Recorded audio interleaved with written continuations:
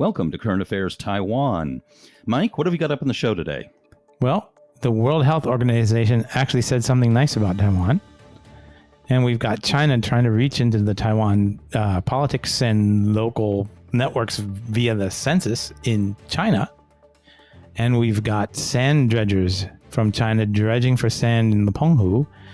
And we've got Han Kuo-yu, whose recall is coinciding with his appointment to a high-ranking position within the KMT. And finally, we have Donovan and Mike searching for their beers. Stay tuned for all this and more.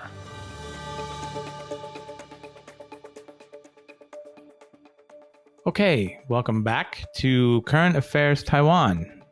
I'm Michael Turton, and with me is Donovan Smith.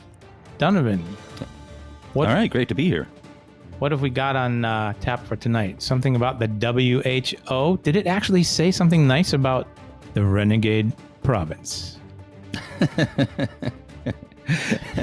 And you're the one who knows the history of the whole renegade province thing. That's right. It actually didn't begin. It wasn't a thing that was said about Taiwan.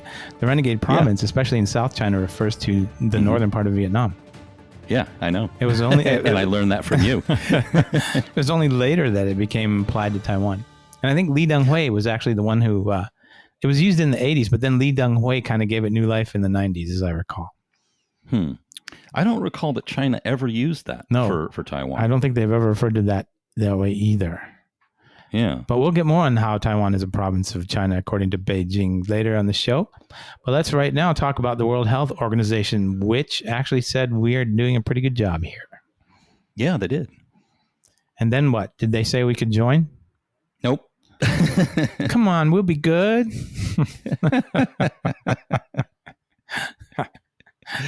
I mean, they did give pretty good praise, but then it was like, but nothing's going to change. Nothing's going to change because we're a subsidiary of the CCP. But the irony is right about the same time as the World Health Organization came out and actually issued a statement saying that Taiwan was doing really well with the coronavirus, the World Medical Association slammed the World Health Organization for not letting in Taiwan and for politicizing. Oh, fantastic. The Taiwan situation. That's really fantastic.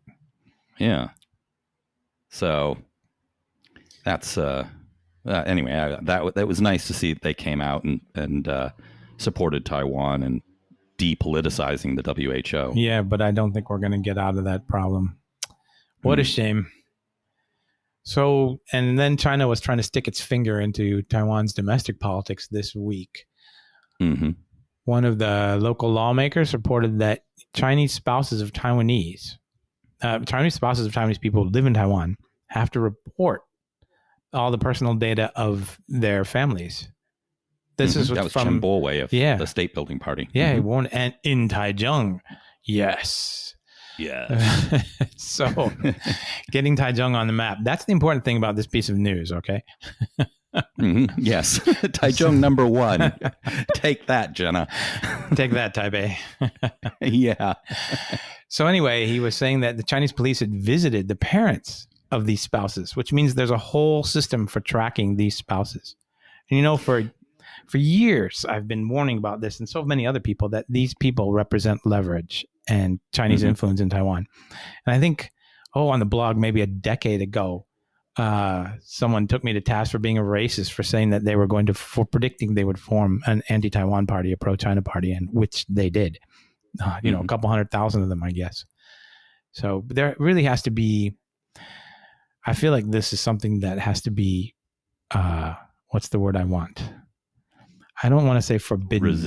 Resisted, yes. That it should be discouraged, marrying Chinese spouses. There should be more roadblocks. But I mean, the number of things that you correctly predicted on your blog is such a long list at this point. But some of the stuff is so obvious.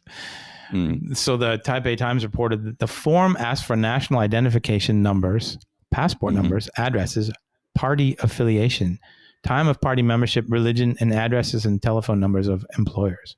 Just think about how much clout these companies, the PRC could get just from knowing those few things. And also the risk it puts these people under. Imagine if you're the growing child of a Chinese spouse and you join the DPP And you make a few posts on Facebook about how the Chinese Communist Party sucks. Then you go back to China to visit your grandparents. And of course, they monitor all that. And you could find yourself in the same place as Li Mingze, who's still in prison. Poor guy. Over 3 years now. Yeah. Yeah. So, and further down, the Mainland Affairs Council. Go ahead. Oh, yeah. I was just go ahead. Well, I was going to say the Mainland Affairs Council, of course, urged the Chinese spouses not to become political pawns for China, as Taipei Times said. And then the government reminded people that you can get fined for providing that kind of data. Mm-hmm. So I thought Lai Yizhong, the Taiwan think tank, I've actually met him before. Right. So have I. He had he had a good summary, I think, of what some of the dangers are. He said the CCP could be seeking the information for a database to analyze interpersonal networks among Taiwanese, improving the success rate of controlling targets that yield high value via threatening or incentivizing approaches, or both, and having them work toward its political agenda. Exactly. For example, if the CCP could obtain data on the social connections of a high-ranking government official, and the information showed that a friend was in frequent contact with people in China, the friend could be used as a medium to influence the official, Lai said. Right. Personal information is not just about individual privacy as it pertains to higher level issues such as social and national security. Personal information is an asset that is valuable to a nation. Bingo. Yes. That's right. And you can just imagine how this could multiply, because these once you find out all this information, then you also have all of the people who are, Facebook penetration in Taiwan is immense. It's very high.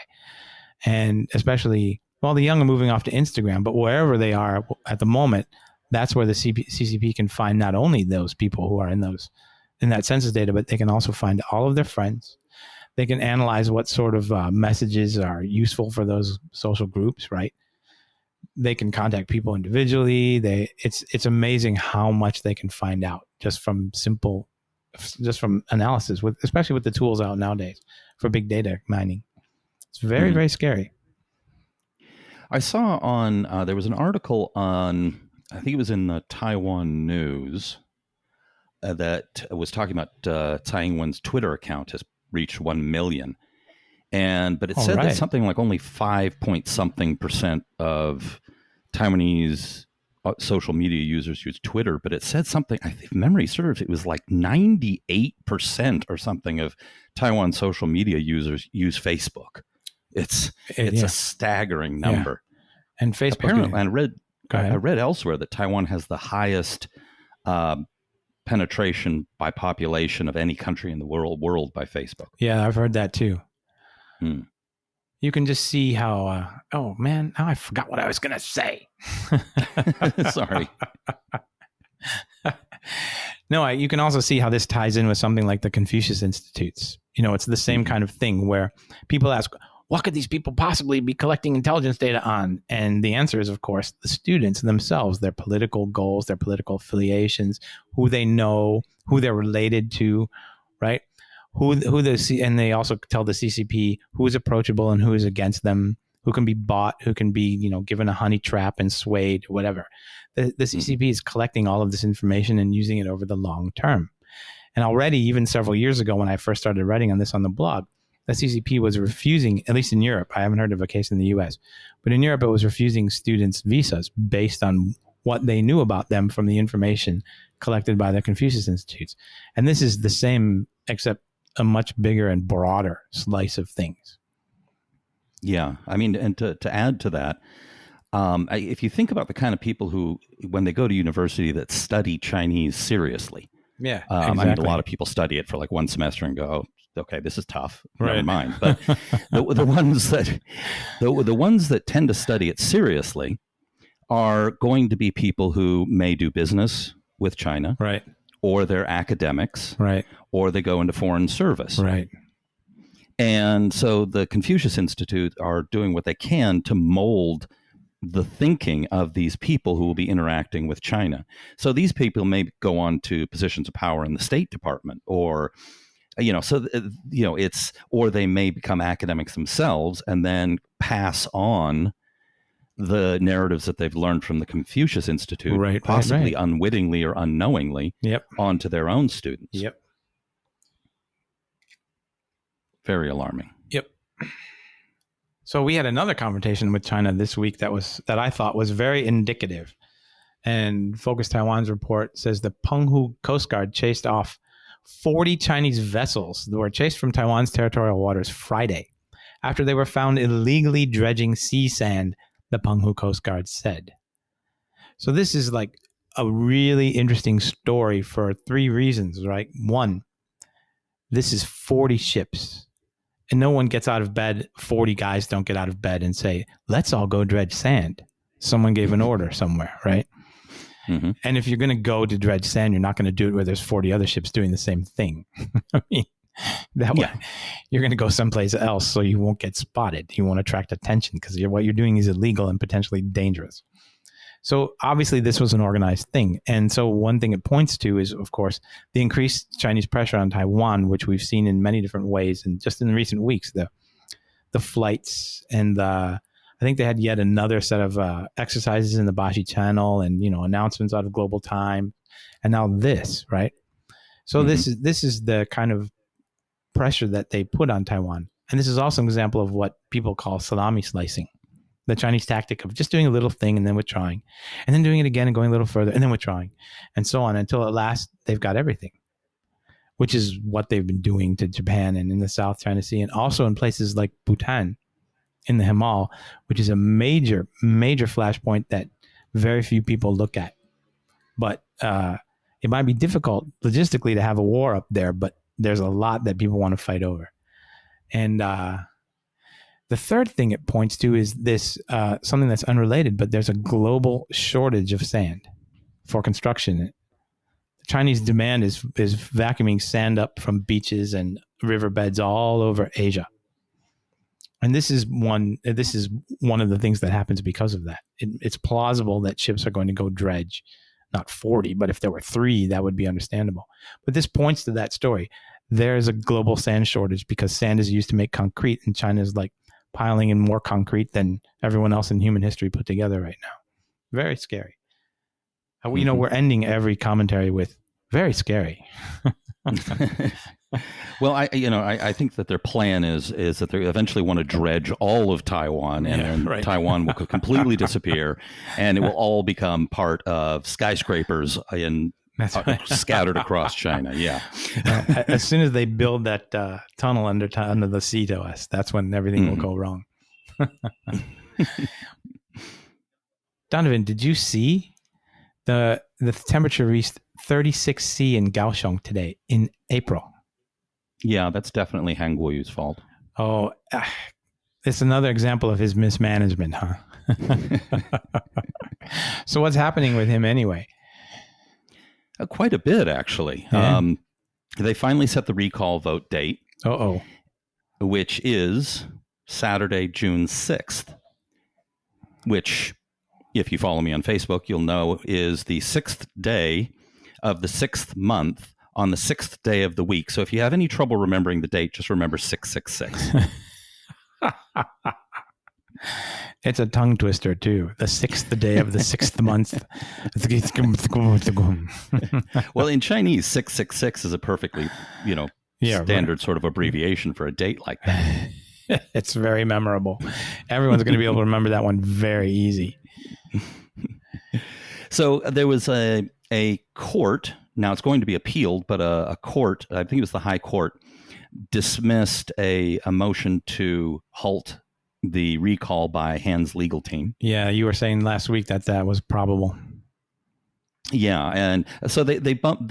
So far it's going forward, but I mean the Han team is going to appeal that. So I suspect that it'll be dismissed, but it's interesting that he's continuing to try. Yeah. But I saw something else that Han Kuo-yu's up to. Oh, no. How up did he get? Presumably Taipei. What is this? Han to sit on KMT's decision-making body. drawing The criticism. Central Standing Committee. Han Kuo-yu on the Central Standing Committee. Wait, another mainlander in his waning years is appointed to the Central Standing Committee. Wow, the KMT's really changed. Well, I mean, they wanted to appeal to the youth vote, and they wanted to show how dedicated the party is to reform, to change, to really coming out with that strong message to win back the youth vote, which came out overwhelmingly for Han Kuo-yu in the presidential election. I'm sure this message is just going to resonate really well with them. Oh my! I'm just thinking. As we were talking about before the show, Hou Yu-yi, of course, who's the current KMT mayor of New Taipei City and who is Taiwanese, must be looking at this, going, "What? They could have appointed him." Yep, it would have been a much. Well, no, he turned it down. He turned it down. Well, what I'm saying is, they should have made it impossible for him to turn it down. Yeah. Go ahead. I have some theories on this. Mm-hmm. So him and Liu Xiaoyan both turned it down, and Liu Xiaoyan being the the Taichung mayor, right? A mainlander. Both of them said, and they both said they wanted to concentrate on the coronavirus crisis right now. Yeah, which is the responsible thing to do, right? And it's the responsible thing to say. Yes. And what I find, my theory about Hou Yu-yi is you'll notice that he's been keeping a distance, especially from Han Kuo-yu. Right. But to a certain degree, the central organization of the party. And I follow him on Instagram, and I watch all the news about him, both, in the local news and the English language news. And he is almost militantly focused on just doing his job as new Taipei mayor. That's quite interesting, because he's demonstrating that he's ready for higher office in a very real way. Mm-hmm. And that he would, and that he might deserve it. In other words, he's been basically doing everything he can to show competence. And from everything I've read, he is. Yeah. He's a competent and effective local leader. Yep. And so right now, he's the most popular person in the KMT. Yep. He's got nothing recent on his record that could be staining. Nope. He did everything he could until basically his arm was twisted to keep away from Han Kuo-yu. Right.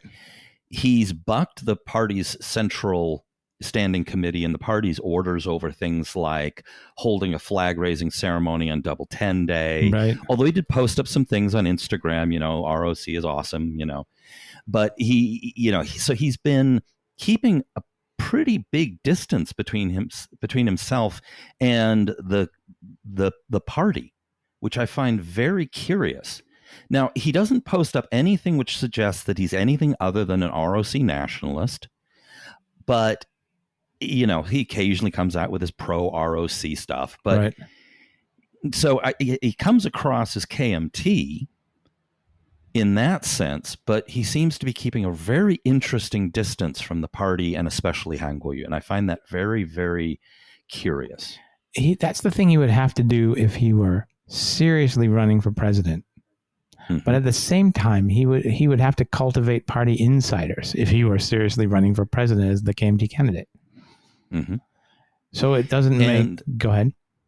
No, yeah, and I think that's why in the very end of the presidential campaign, he finally showed up for a couple of campaign rallies. Right. To keep the Han supporters on board if he needs them in the future. Yeah.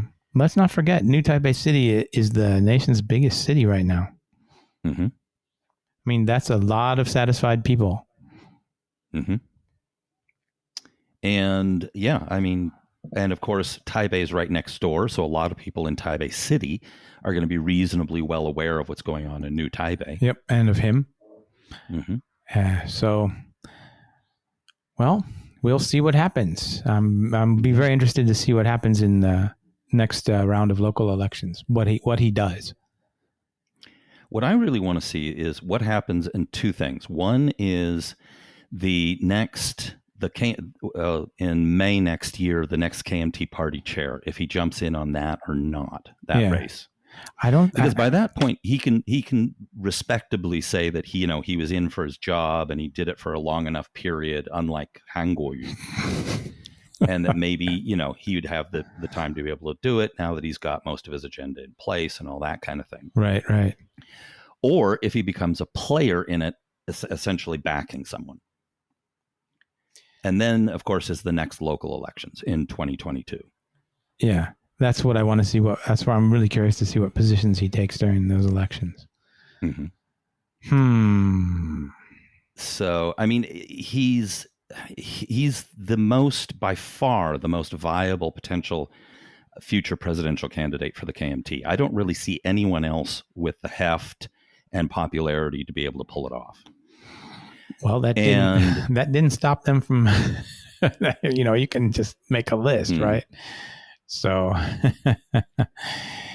now, if he were to do something dramatic, like leave the KMT, it would be a total disaster for the party. Yeah, I don't see that happening, though. I think it's an outside possibility. Maybe after he steps down as mayor. He seems like the kind of guy that finishes what he starts. Yeah. And that's why he became head of the National Police Agency, and and he was courted by the DPP a couple of decades ago as a candidate. 15, 16 years ago. So he'll finish this, and then if I were him and I wanted a future political career, I might switch parties or run as an independent, because he can look at someone like Fu Kun-chi, right? Yeah, who was the king of Hualien. What did he have to say about Han this week? This is the king of... Go ahead. He said about Fu Kun-chi, and he was a big supporter of Han during the presidential election. Mm-hmm. And he was one of the biggest cheerleaders to try and get him into the race in the first place. Right, I remember that. And so he was originally KMT and then kind of got booted out of the party because he kept getting arrested and thrown in jail for a variety of unsavory activities. But he was out as the county commissioner in Hualien, and then it gets his wife elected, and now he beat the KMT official candidate and the DPP candidate to become a legislator from there. So so that's why he's got the nickname the King of Hualien. Now, there's been some moves to bring him back into the KMT to make their caucus a little bit stronger. Not that it would help much, right? Which have seemed to have gone quiet. But he basically is pan blue. I mean, he's going to vote with the KMT regardless, for sure. Now, but he came out and he said in response to a question about Han Kuo-yu's legal challenge to the recall, as he said, 混倒了. And which basically means, I guess translated, I would use the word flabbergasted. So, he took a pretty solid smack at Han for legally challenging the recall. Yeah. Well, it's kind of, it's something that he has to, sooner or later, if Han's going to get recalled, and I think this is a signal that he will be. People are thinking, this boy is toast. So why would you bring him into the Central Standing Committee of the KMT if important people like Fu are starting to feel he's toast? He shouldn't be doing this. Yeah. Yeah, I have a suspicion that that's because in the few months in the lead up to the presidential election, there was a big move to get Han's army registered as KMT members. Right. We talked about that. Yeah, we did. And so I suspect that, something like 10, 20% of the voting members are Han supporters. Yeah, and they want to keep KMT. them. Yep. They don't want them to go cold because Han's not involved. Right. And they want them to keep paying their dues. Mm-hmm. They need the money. Oh, my. It's interesting that Zhu Lirun, Eric Zhu, who is the former mayor of New Taipei, also spoke out about this, and the former presidential candidate who lost to Tsai Ing-wen in 2016. Yeah. And also said he should be more focused on municipal administration. All these guys understand that if you do well at the local level, you will do well at the national level, and the party will do better. And Han just screwed the KMT. Yep. I suspect that Johnny Chang had to offer it to him because of they have, as part of their plan for what the Central Standing Committee is, local government heads are allotted a bunch of seats. Okay. So I suspect that Johnny Chang kind of couldn't say, at least publicly, he couldn't say to Han, we don't want you here because of the makeup of the Central Standing Committee. Right. But he might not be a local government head after June 6th. So what's going to happen to his Central Standing Committee seat at that point when he doesn't have a Great power question. base? Yeah. And they'll have to have new elections down in Kaohsiung for the mayor. So That's right. yeah, they don't just promote the deputy. They redo the whole thing. Yeah, I'm almost feeling sorry for Johnny Chang. Almost. Nope. He made his bed. Now he's got to lie in it. Yeah, he's got one of the most impossible jobs in politics. Yes, on this island for sure. Yeah. Well, is that it for the show today? I think so. Yeah. We can, if you poke around the internet, you'll soon find that Taiwan's baseball is a huge hit overseas. And you were saying what? Soccer wants to follow suit now? Well, yeah, there's a few stories about this. Apparently, because the baseball league here now has an English language announcer. Right.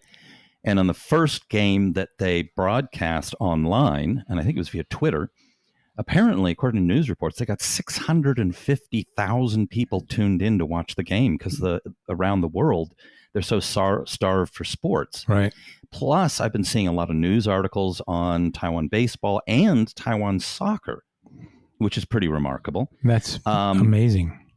Yeah. I mean, Taiwan's Premier League, at least we've heard of the baseball teams. I mean, Taiwan's not a big soccer country. And even the local expat cricket league, these are just expats, forming their own teams. There's been talk of broadcasting that in India.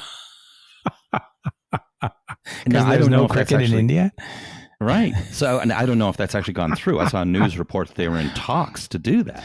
Let's get some bocce balls and form a bocce league. And Donovan and Mike. Oh, Mike's leaning over. He wants to hit that black ball. Yeah, Donovan's leaning over and, his back has gone out. Oh, that's right. Or neither of them can find their beers, which they set down in the grass. They're hunting. It looks like Michael may be getting close to finding his. He's getting closer. He's getting warmer. He got it. Score. He's got his beer. And on that happy note, I think we'll leave the show to you. Thank you very much for listening today. They're playing our song, so it's time to go. Be sure to check us out on report.tw and to subscribe.